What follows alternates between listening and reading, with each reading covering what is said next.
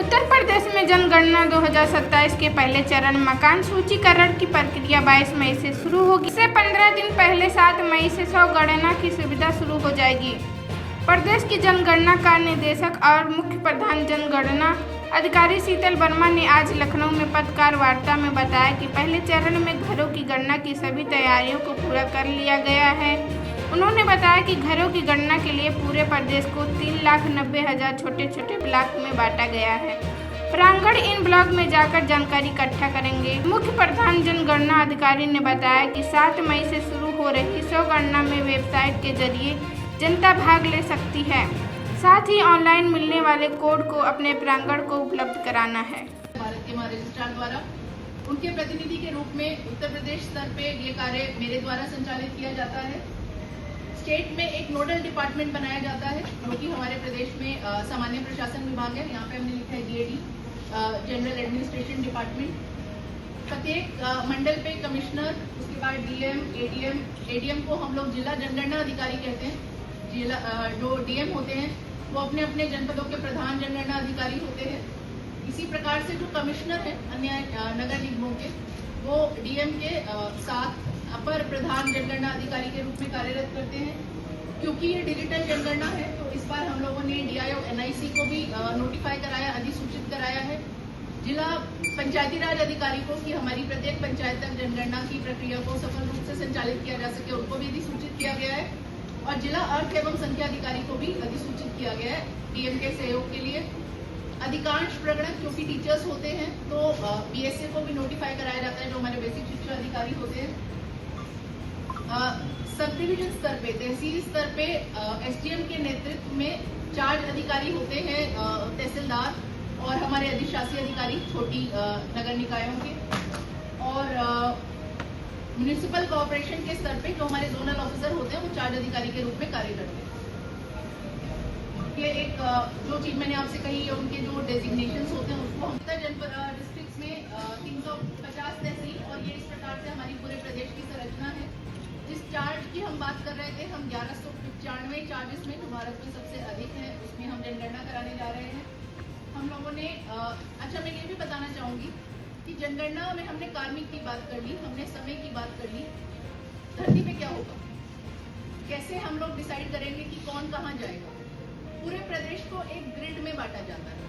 Grid के छोटे छोटे खंड बनाए जाते हैं जिसको भी हम एक्सप्लेन करेंगे। उनको हम कहते हैं गणना ब्लॉक या मकान सूचीकरण ब्लॉक, दोनों एक ही चीज है। पहले फेज में उनको मकान सूचीकरण ब्लॉक कहते हैं, दूसरे फेज में उसको गणना ब्लॉक कहते हैं। ये गणना ब्लॉक 120 से 180 घर के करीब होते हैं।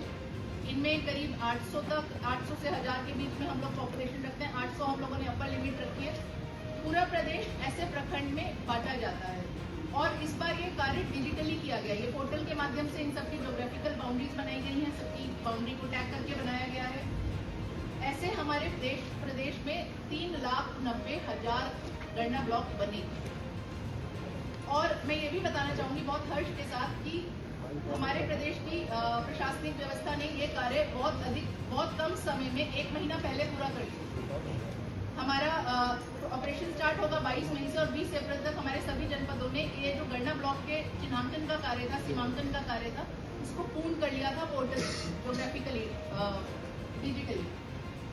हम लोग 5 लाख कार्मिकों को इस कार्य के लिए सम्मिलित करेंगे, ये हम आपसे डिस्कस कर चुके हैं। ये एक प्रथम चरण का छोटा सा रोड मैप है। हम लोग निरंतर इस पे प्रशासनिक अधिकारियों के साथ वार्ता करते हैं। एंड हाउसिंग सेंसस, उसमें 1 अप्रैल से 30 सितंबर के बीच अलग अलग राज्यों को कोई सा भी 30 दिन का पीरियड चयन करने का अपना दायित्व होता है कि वो कोई सा भी 30 दिन का समय ले सकते हैं।